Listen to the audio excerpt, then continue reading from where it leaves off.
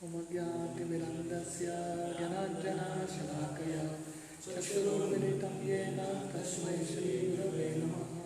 श्रीचैतन्यमनोभीष्टं स्थापितं येन भूतले स्वयं रूपः कदा मह्यं ददाति स्वपदान्तिकं।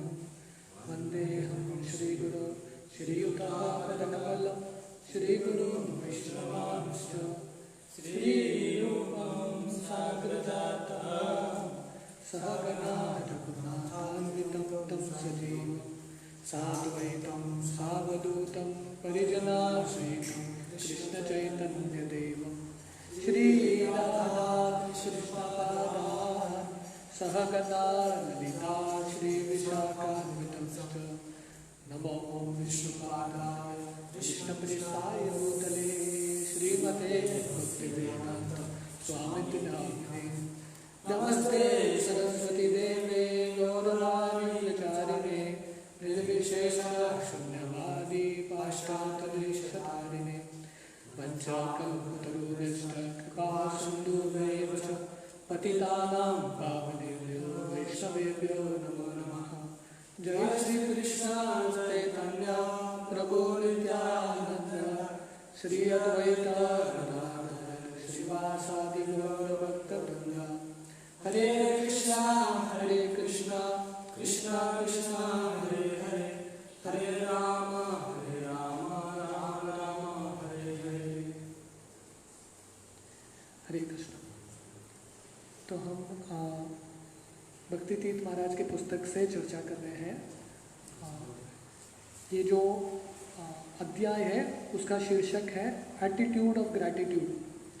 तो कैसे है कृतज्ञता बहुत महत्वपूर्ण है जिंदगी में। तो ये अध्याय काफ़ी हफ्तों से चर्चा कर रहे हैं और महाराज इतने सुंदर तरीके से लिखते हैं अलग अलग पहलू, कृतज्ञता होने से क्या लाभ होता है और जब कृतज्ञता नहीं है तब क्या हानि होता है हमारे भक्ति की ज़िंदगी में। तो हमने पिछले बार देखा था कि कैसे कृतज्ञता होने से साधारण चीज़ भी असाधारण लगने लगता है, पर अगर ज़िंदगी में कृतज्ञता नहीं है असाधारण चीज़ भी साधारण लगने लगता है।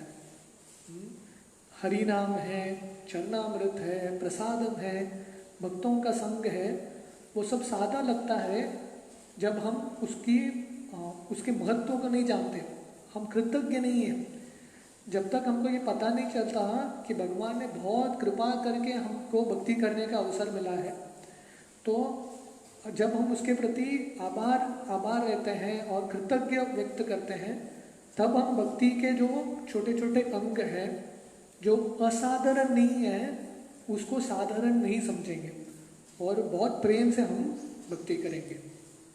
तो हम ये अध्याय कंटिन्यू करेंगे। Attitude is crucial. We are addressing this subject matter in order to draw more attention to the importance of attitude। तो एटीट्यूड का मतलब है मनस्थिति। कौन से मनस्थिति से कौन सा धारणा लेके हम चीज़ करते हैं। तो ये जो पूरा अध्याय में या ये पूरे पुस्तक में स्पिरिचुअल वॉरियर सीरीज महाराज बता रहे हैं कि कैसे एटीट्यूड या मनोभावना, दृष्टिकोण हमारा सही होना इम्पोर्टेंट है। जैसे इंग्लिश में सेइंग है, ग्लास, अगर पानी का ग्लास आधा भरा है तो दो तरह है देखने के लिए कि आधा भरा है या आधा खाली है।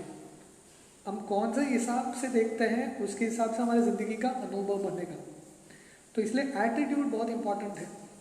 श्रील प्रभुपाद उपदेशामृत में नेक्टर ऑफ इंस्ट्रक्शन उसके इंट्रोडक्शन में प्रभुपाद ये बहुत महत्वपूर्ण सेंटेंस लिखते हैं, बहुत पावरफुल सेंटेंस है। महाराज बोलते हैं the advancement of a devotee depends on his attitude.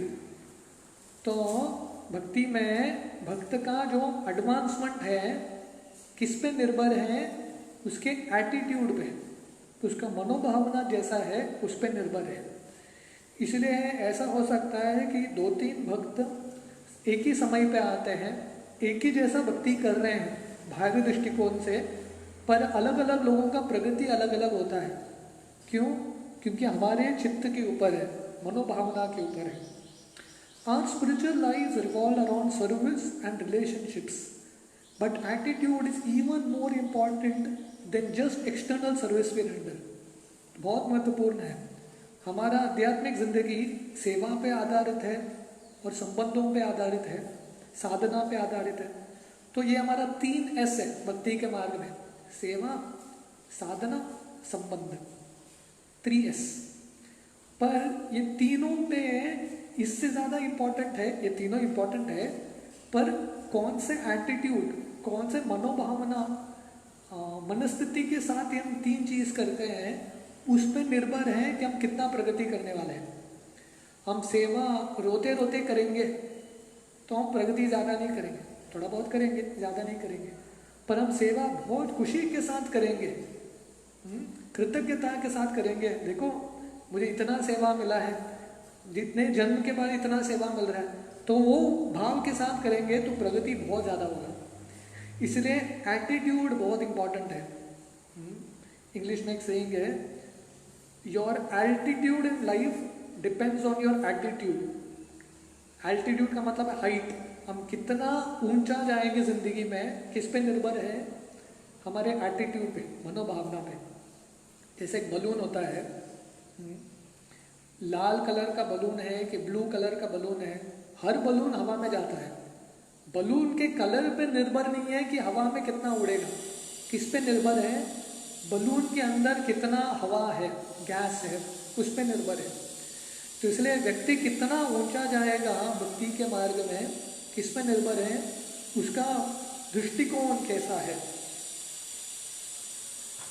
We engage in the physical in order to develop more of the internal service attitude.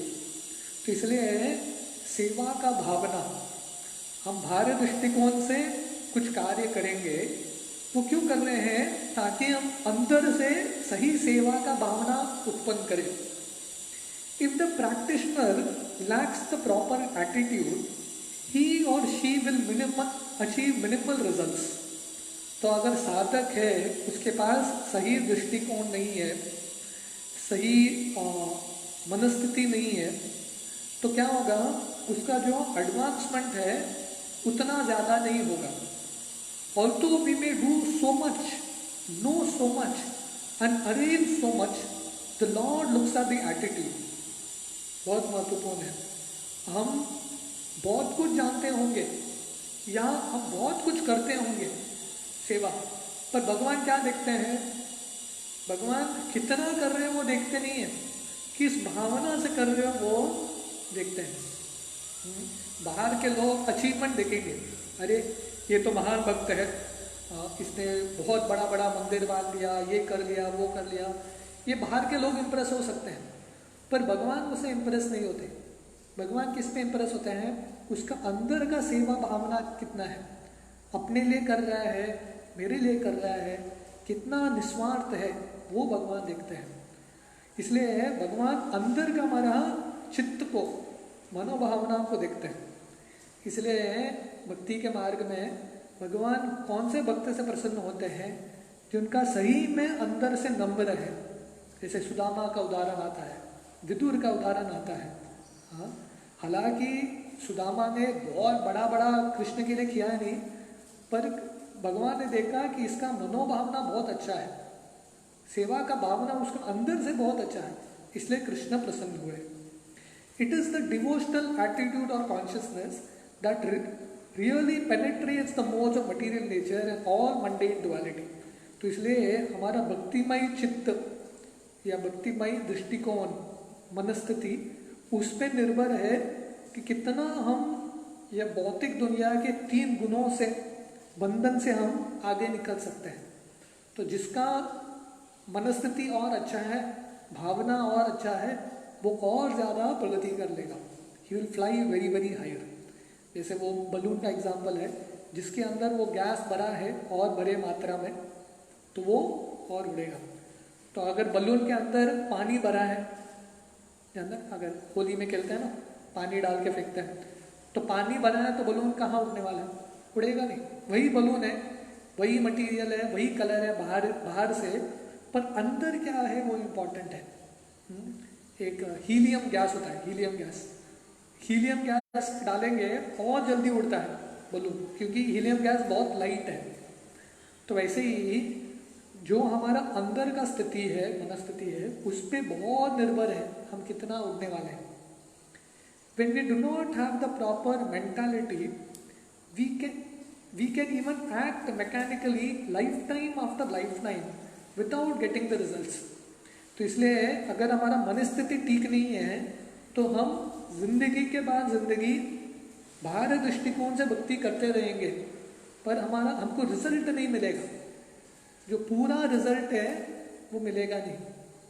हाँ, तो इसलिए भक्ति करना इम्पोर्टेंट है, हरिनाम करना इम्पोर्टेंट है, पर हरिनाम सही दृष्टिकोण में करना भी इम्पोर्टेंट है।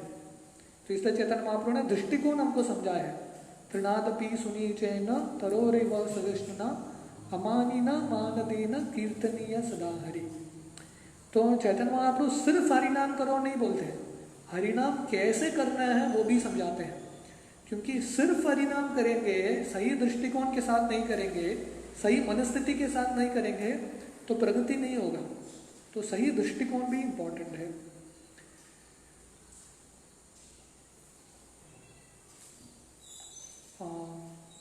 Even in terms of the holy name, we can chant and pray for many lifetimes, but if we chant offenselessly, we will still not achieve the results or come to the Vasudeva platform or the platform of seeing God face to face.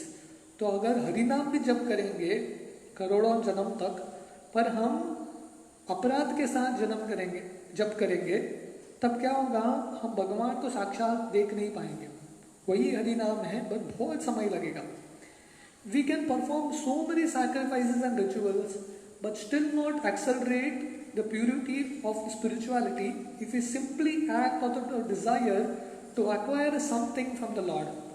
तो इसलिए हम बहुत सारा तप कर सकते हैं, यज्ञ कर सकते हैं, बहुत कुछ कर सकते हैं, पर हम अंदर से शुद्ध नहीं होंगे अगर हमारा इच्छा शुद्ध नहीं है। भगवान को छोड़ के और कुछ चीज़ चाहते हैं तो वो नहीं मिलेगा।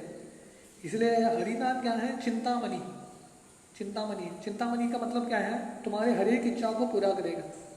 इसलिए हम हरिनाम करते हुए भौतिक चीज़ चाहेंगे तो वो मिल जाएगा, पर भगवान नहीं मिलेंगे, ये हमारे साथ धोखा हो जाएगा। तो इसलिए हरिनाम करना है, शुद्धता के साथ करना है, सही दृष्टिकोण के साथ हरिनाम करना है। जैसे चैतन्य चरितामृत में बहुत सुंदर कहानी आती है, एटीट्यूड क्या होता है, दृष्टिकोण क्या होता है। मुकुंद, जब चैतन्य महाप्रभु हर एक भक्तों को आशीर्वाद दे रहे हैं, हर एक का इच्छा पूरा कर रहे हैं, तो इस समय चैतन्य महाप्रभु सिर्फ एक भक्त को बुलाते नहीं है कृपा देने के लिए, मुकुंद। क्योंकि चैतन्य महाप्रभु ने बताया कि मुकुंद ने एक अपराध किया था, मायावादियों का संग किया था। तो चैतन्य महाप्रभु बोले मैं मुकुंद को कृपा नहीं दूंगा, 10,000 जन्म रुकना पड़ेगा उसको कृपा पाने के लिए। तो मुकुंद उधर ही बाजू में खड़ा था, जब उसने सुना 10,000 जन्म रुकना पड़ेगा। तो अगर हम बोलते थे मुकुंद की जगह पे, हमारा क्या दृष्टिकोण होता था, हम चैतन्य महाप्रभु को बोलते थे आप कृपा देते रहो, मैं और किसी महाप्रभु को ढूंढ लूँगा, बहुत महाप्रभु पड़े हैं, राइट। पर मुकुंद खुश हो जाता है, मुकुंद बोलता है देखो भगवान कितने कृपालु हैं, मेरे जैसा तुच्छ व्यक्ति को सिर्फ 10,000 जन्म में कृपा मिल रहा है, ओनली 10,000 लाइफ्स, सिर्फ 10,000 जन्म में चैतन्य महाप्रभु की कृपा मिल रही है। इतना खुश हो जाता है, इतना खुश हो जाता है चैतन्य महाप्रभु, उसके दृष्टिकोण को, उसके मनस्थिति को देखे इतना प्रसन्न होता है, तुरंत बुला के उसको कृपा दे देते हैं। क्यों? क्योंकि उसका दृष्टिकोण सही है। Very happy. हालांकि भगवान ने उसको डांटा, तिरस्कार किया, फिर भी उसने भगवान के प्रति आसक्ति छोड़ा नहीं, उसका जो विश्वास है वो छोड़ा नहीं। इसलिए भागवतम, चैतन्य चरितामृत जब भी शास्त्र पढ़ते हैं उसमें हमको भक्तों का दृष्टिकोण समझना चाहिए। भक्त ने क्या किया उससे महत्वपूर्ण है भक्त ने कौन से मनस्थिति के साथ किया। वो मनस्थिति पाना बहुत इंपॉर्टेंट है, वो माइंडसेट पाना बहुत इंपॉर्टेंट है। We will simply end up engaging in कर्म मिश्र भक्ति, योग मिश्र भक्ति and ज्ञान मिश्र भक्ति। तो अगर हमारा जो दृष्टिकोण सही नहीं है तो हम भक्ति करेंगे पर शुद्ध भक्ति नहीं होगा, मिश्रित भक्ति हो जाएगा, कर्म के साथ, ज्ञान के साथ, योग के साथ.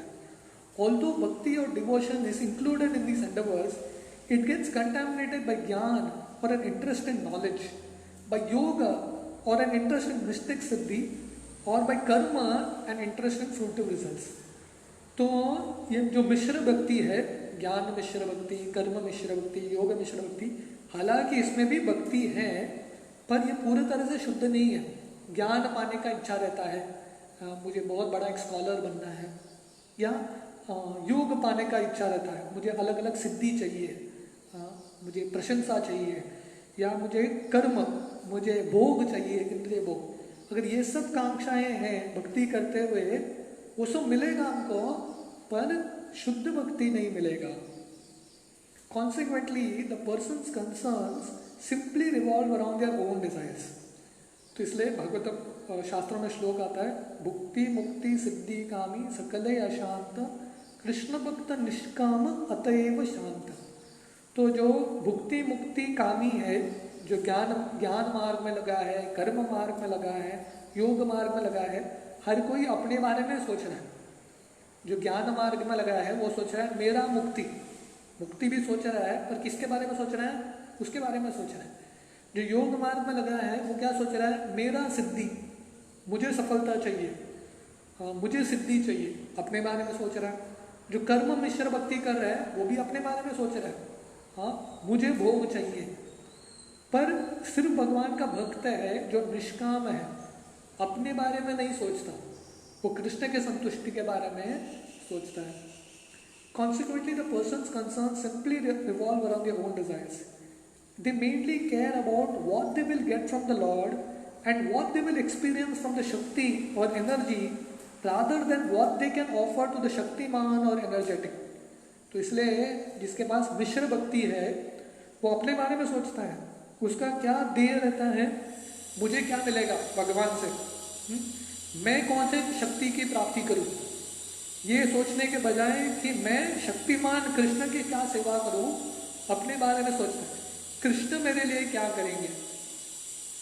इसलिए अमेरिका के एक प्रेसिडेंट थे, जॉन एफ कैनेडी, जब वो प्रेसिडेंट बने थे तो उनके स्पीच में उन्होंने बोला था, don't think what the country can do for you, think what you can do for the country. बोले ये मत सोचो राष्ट्र आपके लिए क्या करेगा, ये सोचो कि आप राष्ट्र के लिए क्या कर सकते हैं. तो ये जो दृष्टिकोण है हमको कृष्ण के लिए लाना है. ये नहीं सोचना चाहिए इस्कॉन मेरे लिए क्या करेगा, कृष्ण मेरे लिए क्या करेंगे, नहीं, हमको सोचना चाहिए मैं कृष्ण के लिए क्या करूं, मैं इस्कॉन के लिए क्या कर सकता हूं. तो इसलिए हम ये संस्था में देने के लिए आए हैं कृष्ण को, कृष्ण से लेने के लिए नहीं आए.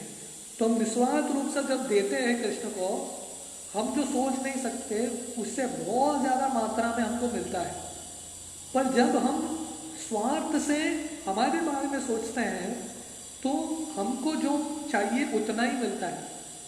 पर जब निस्वार्थ रूप से कृष्ण की सेवा करते हैं, कृष्ण जो चाहते हैं वो मिलता है, और कृष्ण का सोच हमसे बहुत ज़्यादा होता है. इसलिए बलि महाराज जब वामनदेव आते हैं और बलि महाराज को 3 पद जमीन मांगते हैं तो बलि महाराज सब कुछ दे देते हैं. बलि महाराज जानते हैं कि कृष्ण विष्णु आए हैं मुझे धोखा देने के लिए, फिर भी दे देते हैं, ले लो जो चाहिए बिना संकोच का. तो वामनदेव तीनों जगत जो बलि ने आक्रमण करके विजयी प्राप्त किया था, तीनों ले लेते हैं और बलि के सर पे हाथ पैर रखते हैं, मैंने तुमको भी ले लिया. पर रिटर्न में बलि को क्या मिलता है, बलि को सुतल लोक का राजा बनाते हैं, नया एक लोक बना के देते हैं बलि महाराज को, और बोलते हैं इधर राजा बनो और मैं क्या करूँगा, मैं आपका सिक्योरिटी गार्ड. निरंतर रूप से वामनदेव सिक्योरिटी में है सुतल लोक में. देखो कौन सिक्योरिटी गार्ड है उसके हिसाब से मालिक का पोजीशन होता है. नहीं, जितना शक्तिशाली सिक्योरिटी गार्ड का भी महंगा होता है, अलग अलग रेट्स होते हैं. जितना शक्तिशाली सिक्योरिटी गार्ड मतलब उतना बड़ा शक्तिशाली मालिक है. तो यहाँ पे बलि महाराज के सिक्योरिटी गार्ड कौन है, वामनदेव है. सोचो बलि महाराज का कितना गुणगान है. तो कहने का मतलब है जब हम निस्वार्थ रूप से कृष्ण को देते हैं तो कृष्ण हमको बड़े मात्रा में देते हैं.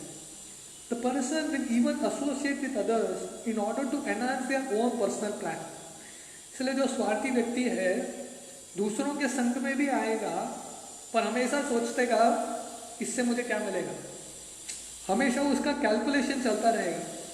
जैसे दुर्योधन का कैलकुलेशन है, हर किसी को देखता था, उसको लगता था मेरे काम में कैसा आएगा, मेरे काम में कैसा आएगा. कर्ण को देखता था, अरे ये तो अच्छा कैंडिडेट है मेरे लिए. राइट, हमेशा वो दृष्टिकोण अपने स्वार्थ के बारे में ही सोचते रहना. तो एक बहुत बड़ा ये दोष है हमारे अंदर, सिर्फ अपने बारे में सोचते रहना.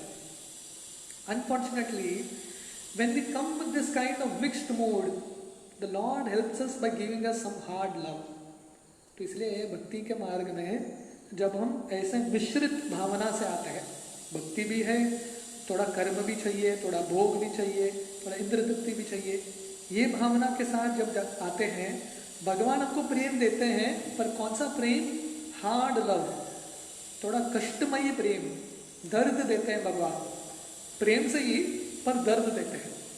हाँ, जैसे इंद्र का गोवर्धन पूजा का लीला, कृष्ण इंद्र को प्रेम देते हैं पर कैसे हैं? उनको नम्र बना के. तो वैसे हैं जब हम अलग अलग धारणाओं के साथ कृष्ण के पास आते हैं, कृष्ण क्या करते हैं? हमारे जो मनस्थिति है उसको ठीक करते हैं, उसका सर्जरी करते हैं. In other words, he will find ways to show us our shortcomings with the hope that we will change. तो भगवान ऐसे भक्तों को जिनका दृष्टिकोण सही नहीं है, भगवान क्या करेंगे? प्रेम से ये भक्तों को उनका गलती दिखाएंगे. देखो यहाँ पे तुमको सुधरना है, यहाँ पे तुमको सुधरना है, ताकि ऐसे भक्त सुधर जाए, अपना दृष्टिकोण ठीक करें. However, it can still take some people a long time if they refuse to see their weakness. फिर भी भगवान हमको हमारा दोष दिखाते हैं कहाँ पे ठीक करना है, फिर भी थोड़े लोगों को बहुत लंबा ही समय लग सकता है. क्यों? ऐसे लोग अपने जो दोष हैं वो देखना ही नहीं चाहते. कौन व्यक्ति अपने दोष को सुधार सकता है? पहले जो अपने दोष को स्वीकार करता है. अगर कोई तैयार ही नहीं है अपने दोष को देखने के लिए, उसका लगता है कि मैं परफेक्ट मैन हूँ, परफेक्ट यूनिवर्स मैं ही हूँ, हाँ, तो ऐसे व्यक्ति को कोई सुधार नहीं सकता. तो ऐसे लोगों को समय लगता है. इसलिए हालांकि भगवान हर एक व्यक्ति के बारे में हित चाहते हैं, हर एक का प्रगति उनकी इच्छा पे निर्भर है. When people have either an inferiority complex or an inflated ego, even though the Lord might send them too much help to help them see and understand, they will not really properly accept it. इसलिए जिनके पास अहंकार बहुत ज़्यादा है या किसी को लगता है कि मैं बहुत तुच्छ हूँ, डिप्रेशन में जाता है, दोनों अहंकार के ही लक्षण हैं. अहंकार भी अहंकार का लक्षण है, गर्व रहना और अपने आप को तुच्छ समझना, ऐसा लगना कि मेरे ज़िंदगी का कुछ फ़ायदा ही नहीं है, वो भी अहंकार का लक्षण है. तो ऐसे लोगों को भगवान जितना भी मदद भेजे, ये लोग स्वीकार नहीं कर पाते. They can't accept the help. तो थोड़े लोग जो बहुत डिप्रेशन में रहते हैं, आप उनको जाके बहुत हेल्प करो, वो स्वीकार नहीं कर पाते हेल्प. हाँ, क्योंकि उनको लगता है कि नहीं, कोई मुझे हेल्प ही नहीं कर सकता, कोई मुझे हेल्प ही नहीं कर सकता. अरे इतने सारे लोग हेल्प कर रहे हैं, उसको दिखता नहीं है, समझता नहीं है. एक व्यक्ति था जो एक जगह घर पे खड़ा था और बाढ़ आ रहा था. तो उसने भगवान से प्रार्थना किया, भगवान बचाओ बचाओ बचाओ. तो एक नाव वाला आया, तो बोला चला जाओ तुम, भगवान आके बचाएंगे मुझे. तो उसके बाद एक हेलीकॉप्टर से कोई आया, रस्सी दिया, बोला जाओ भगवान आके बचाएंगे, मैं भगवान से प्रार्थना कर रहा हूँ. ऐसे करते करते डूब गया. तो भगवान के पास पहुँचा, भगवान आप क्यों आए, क्यों नहीं? वो बोला मैंने भेजा था, मैंने ही नाव वाले को भेजा था, मैंने ही हेलीकॉप्टर वाले को भेजा था, तू स्वीकार करने के लिए तैयार ही नहीं है, जिद बन के बैठा है कि भगवान आने चाहिए, मेरे दृष्टिकोण से आने चाहिए. नहीं, जिसके पास कृतज्ञता है उसको समझ में आता है भगवान अलग अलग लोगों के माध्यम से मुझे मदद करते हैं। It can take a long time for them to process the help. तो इसलिए जो लोगों के पास अहंकार है उनको बहुत समय लग सकता है समझने के लिए, अरे बहुत लोगों ने मेरा मदद कर रहे हैं, मेरा ट्यूबलाइट जला ही नहीं। लोगों का ट्यूबलाइट इतना जल्दी जलता नहीं है। It might even take a serious disaster in a person's life, such as a death or some sort of other calamity, to help them wake up. ऐसे लोगों को बहुत बड़ा धक्का चाहिए उनको उठने के लिए। हाँ, तो उनके ज़िंदगी में मृत्यु आ जाता है उनका या किसी और का, या बहुत बड़ा एक कष्ट आता है, विपदा आता है, तब वो उठते हैं, उनका आँख खुलता है। मतलब इतने अंधकार में है, इतने अपने बारे में सोच रहे हैं, जब तक बहुत बड़ा कष्ट आता नहीं है तब तक भगवान की कृपा स्वीकार नहीं करते। Some people will only make a big shift in their consciousness when a calamity hits, which they might need in order to shake them out of their delusion. तो ये रियलिटी है, परिस्थिति है बहुत सारे लोगों का। जब तक उनके ज़िंदगी में बहुत बड़ा विपदा नहीं आता तब तक वो कृष्ण भावनामृत लेते नहीं है, भगवान का भक्ति सीरियसली लेते नहीं है। तो इसलिए भगवान ये सब चीज़ अलग अलग चीज़ आता रहता है, कोरोना ये सब, क्योंकि छोटे छोटे कष्टों से लोग उठते नहीं हैं। तो बड़ा बड़ा जब कष्ट आता है तभी लोग उठेंगे। Then they will begin to look closer at their own lives and begin to develop more gratitude. तो ऐसे जब बड़े बड़े विपदा आता है तब व्यक्ति रुकता है और सोचता है, अरे जिंदगी का लक्ष्य क्या है, भगवान ने मुझे क्यों बनाया है। ये सब व्यक्ति कब सोचता है, जब उसकी ज़िंदगी में पीड़ा आता है, और उस समय उसके समझ में आता है कृतज्ञता कितना इम्पोर्टेंट है। क्योंकि जब तक मुझे अच्छे से सब कुछ मिल रहा था, मैं कितने बार भगवान को जाके थैंक यू बोला। कितने लोग भगवान के सामने आके मांगते तो हैं, है कि नहीं। तिरुपति बालाजी में लोग दर्शन के लिए जाते हैं, किसके लिए जाते हैं, कुछ ना कुछ मांगने के लिए। जो नहीं है वो मांगने के लिए जाते हैं। कोई व्यक्ति है क्या जो तिरुपति बालाजी का दर्शन लेने के लिए जाता है सिर्फ भगवान को धन्यवाद बोलने के लिए, भगवान धन्यवाद, आपने ये चीज़ मेरे ज़िंदगी में दिया। कितने लोग जाते हैं, कौन है जो भगवान को धन्यवाद बोलता है। सब भगवान से मांगते रहते हैं, ठीक है तुम्हारा बड़ा लिस्ट है, 10-15 चीज़ चाहिए, दे दिया तुमको 10-15 चीज़, धन्यवाद तभी तो बोलेगा क्या, नहीं, उसके बाद और 20 चीज़ आएगा उसके लिस्ट में। तो व्यक्ति कब भगवान को रुक के धन्यवाद बोलता है, भगवान आपने ऑलरेडी बहुत कुछ दिया है, इसके लिए तो मैं आपको धन्यवाद बोलता हूँ। It is unfortunate when it has to come in this way, because the people waste so much time and undergo so much pain before he or she finally accepts the actual realities. तो हालांकि ऐसे लोगों को जो बहुत अज्ञान में है, बहुत अहंकार उनके पास, भगवान उनको धक्का दे के भौतिक दुनिया का मार खा के वो लोग उठते हैं, भगवान की भक्ति करते हैं, कृतज्ञता पाते हैं। पर प्रॉब्लम क्या है, उनका इतना समय चला जाता है और इतना कष्ट उनको भुगतना पड़ता है, क्योंकि पहले से ही भगवान की भक्ति करते थे, कृतज्ञता से रहते थे, तो शायद इतना कष्ट उनके ज़िंदगी में नहीं आता था। तो इसलिए एटीट्यूड, लेसन क्या है, मनस्थिति बहुत इम्पोर्टेंट है। अगर हमारा मनस्थिति ठीक रहेगा, हमारा मनोभावना दृष्टिकोण ठीक रहेगा, तो हम कृतज्ञता से साथ रहेंगे और भगवान की भक्ति में बहुत जल्दी प्रगति करेंगे। Blessed by the blessed. Many years ago, before they both passed due to cancer, my mother and aunt came to visit us at the Institute of Applied Spiritual Technology, which I had founded in Washington DC. तो भक्तितीर्थ महाराज बोल रहे हैं, बहुत साल पहले, ये पुस्तक ही महाराज ने बहुत साल पहले लिखा है, तो उसके बहुत साल पहले एक बार महाराज से मिलने के लिए उनकी माँ और उनकी काकी आई थी।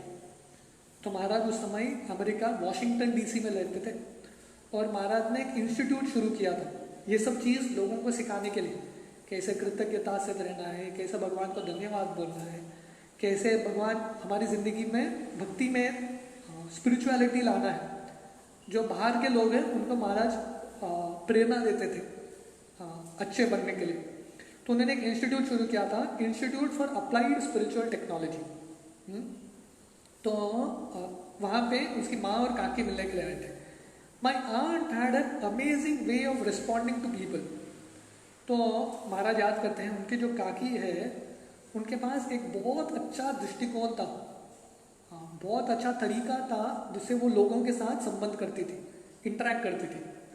She had a very difficult situation because she had many children and grand children, was a window and had problems through out the family. तो ये जो काकी है महाराज की, उसके पास उसकी ज़िंदगी में बहुत कष्ट आया, बहुत कष्ट समय, क्योंकि बहुत बच्चे थे, बच्चों के बच्चे थे, पोते थे, और ये अकेली विधवा। अमेरिका में काफ़ी लोगों को होता रहता है, हस्बैंड वाइफ अलग हो जाते हैं तो अकेला रुकना पड़ता है, सिंगल मदर बोलते हैं इसको, विडो। और इसलिए उसकी पूरे ज़िंदगी में, पूरे परिवार में बहुत कष्ट झेला। However when you called her and asked her how are you, बहुत सुंदर है ये। तो कोई भी उनको पूछता था, इतना कष्ट था उनकी ज़िंदगी में, फिर भी लोग उनको पूछते थे आप कैसे हैं, आपका ज़िंदगी कैसा चल रहा है, उनका उत्तर फर्स्ट क्लास था। ये अगर हमारे ज़िंदगी में पालन करेंगे ज़िंदगी का अलग ही एक लेवल हो जाएगा। However, when you called her or asked her how are you, she recited this mantra। तो इसके पास एक मंत्र था, जब भी कोई उनको पूछता था how are you, बोलती थी I am blessed by the best। मतलब भगवान ने मेरे ज़िंदगी में सब कुछ बढ़िया दिया है। I am blessed, भगवान ने मुझे आशीर्वाद दिया है मेरे ज़िंदगी में, मेरे ज़िंदगी में सब कुछ फर्स्ट क्लास है। देखो इतना प्रॉब्लम है, ऐसा नहीं कि ज़िंदगी फर्स्ट क्लास है, बहुत प्रॉब्लम है, पर वो फोकस किस पे कर रही है, भगवान ने जो अच्छा दिया है। बच्चों के ज़िंदगी में कष्ट रहेगा पर एटलीस्ट बच्चे तो हैं, पोतों की ज़िंदगी में कष्ट रहेगा एटलीस्ट पोते तो हैं, राइट, एटलीस्ट छत तो है रहने के लिए। इसलिए जो है उस पर फोकस कर रही है, इसलिए खुश है। In spite of all these and other economic, social and family difficulties, she constantly thanked the Lord and she always had this type of vibrancy। तो महाराज याद करते हैं, हालांकि भक्त नहीं है, कृष्ण की भक्त नहीं है, अलग ही कुछ धर्म का पालन कर रही है, पर दृष्टिकोण देखिए, हम भी सीख सकते हैं, बाहर के लोगों से भी कुछ सीख सकते हैं। तो हालांकि उसके पास पैसे नहीं था घर में, उनका सोशल स्टैंडिंग बहुत मुश्किल था।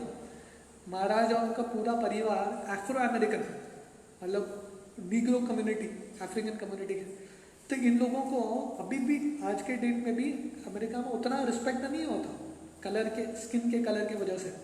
तो इसलिए लोग, धन नहीं था, लोग उनको नीचा देखते थे, परिवार में अलग अलग झगड़े, फिर भी हमेशा वो क्या करती थी, she constantly thank the Lord, हमेशा भगवान को धन्यवाद बोलती थी, थैंक यू भगवान, आपने मेरी ज़िंदगी में बहुत कुछ दिया।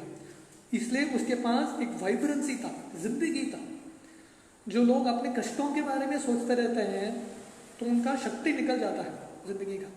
जो लोग, कौन से लोग जो खुश रहते हैं, जो हमेशा कृतज्ञ रहते हैं, the grateful people are happy people, जो हमेशा कृतज्ञ हैं, भगवान आपने बहुत दिया है मुझे, बाहर के लोगों में कितना नहीं है, मेरे पास जो है बाहर के लोगों के पास नहीं है, आपने भरे मात्रा में दिया है, इसलिए मैं बहुत संतुष्ट और खुश हूँ। Actually the only disability is attitude. तो इसलिए महाराज बोल रहे हैं the only disability is attitude. तो किसी के पास आंख नहीं रहेगा, या किसी के पास सुनने को नहीं होगा, किसी के पास पैर नहीं रहेगा, वो सब ठीक है, पर किसी का एटीट्यूड, दृष्टिकोण ठीक नहीं है, तो कुछ भी ठीक नहीं है। तो जैसे गोविंद प्रभु हमारे जन्माष्टमी क्लास में बोल रहे थे, धृतराष्ट्र पहला पुत्र था, राज परिवार में जन्म हुआ, पर हमेशा जिंदगी भर रोता रहा। क्यों? आंख नहीं था। ठीक है, आंख नहीं है, पर भगवान ने राज परिवार में तो तुमको जन्म दिया है, इतना सारा भोग करने का अवसर है, उससे तो खुश रहो, राइट। तो इसलिए हम सबकी जिंदगी में कुछ ना कुछ डिसेबिलिटी है। धृतराष्ट्र के पास आंख नहीं था, भक्तितीर्थ महाराज के काकी के पास धन नहीं था, लोग उनको मान सम्मान नहीं दे रहे थे। हर एक के पास कुछ ना कुछ कमी है। कौन सा व्यक्ति है जो बोल सकता है मेरे जिंदगी में सब कुछ है? कोई नहीं है। परफेक्ट सिर्फ भगवान है, पूर्ण सिर्फ भगवान है। हर एक के जिंदगी में कुछ ना कुछ मिसिंग है। किसी के जिंदगी में ये है, किसी के जिंदगी में वो है, किसी के पास स्वास्थ्य है तो धन नहीं, किसी के पास धन है तो स्वास्थ्य नहीं, किसी के पास स्वास्थ्य और धन है तो संबंध नहीं, किसी के पास तो हर एक के पास कुछ न कुछ चीज़ कमी है। पर अगर एटीट्यूड दृष्टिकोण ठीक है तो व्यक्ति खुश रह सकता है। पर सब कुछ है पर दृष्टिकोण ठीक नहीं है तो व्यक्ति दुखी रहेगा। हिरण्यकशिपु जैसा सब कुछ था पर दृष्टिकोण ठीक नहीं है, इसलिए उसका एक पुत्र प्रहलाद उसका सुना नहीं, उसका पूरा मजाक खराब हो गया, सब कुछ चला गया। धृतराष्ट्र मेंटालिटी। उसके पास आंक नहीं था, बाकी सब कुछ था, उसको लगा मेरा जिंदगी का कुछ फायदा ही नहीं है, भगवान ने मेरे साथ अन्याय किया है। तो गोविंदपुर जन्माष्टमी क्लास में यही बोल रहे थे कि सेटिस्फैक्शन, कंस के 2 पत्नी थे, अस्थि और प्राप्ति। अस्थि का मतलब है जो है, प्राप्ति का मतलब है जो मैं प्राप्त करना चाहता हूँ। जब हम जो है उससे खुश रहते हैं तो हम शायद प्रयास करेंगे कुछ न कुछ प्राप्त करने का, पर वो न मिला तो भी हम संतुष्ट रहेंगे। पर जो है उससे हम खुश नहीं रहेंगे तो हम प्राप्त करते करते हमेशा दुखी रहेंगे। तो इसलिए जिंदगी प्राप्त करने के लिए नहीं है, जिंदगी जीने के लिए है। एक मार्ग है जिंदगी, एक लक्ष्य नहीं है। ऐसा नहीं कि मुझे ये मिलने के बाद मैं खुश रहूँगा, नहीं। वो मिलने के जब प्रयास करते हैं उसके बीच में भी अगर वो नहीं भी है तभी भी हम खुश रह सकते हैं। तो इसलिए भक्तितीर्थ महाराज बोल रहे हैं, उनके काकी से उन्होंने सीखा ये मंत्र क्या है? Blessed by the best. भगवान ने मुझे बहुत कृपा दिया है, मेरे ज़िंदगी में आशीर्वाद दिया है, उसकी वजह से बहुत कुछ है। एटलीस्ट हमारी भक्ति के मार्ग में तो कितना हमको है भगवान ने दिया है, भक्तों का संग दिया है, हरिनाम दिया है, सेवा करने का अवसर मिला है। इसलिए इससे हमको संतुष्ट होना चाहिए और बहुत खुश होना चाहिए। तो यहाँ पे हम विश्राम लेंगे। तो इसका हम जो अध्याय है नेक्स्ट संडे कंटिन्यू करेंगे। हरे कृष्ण।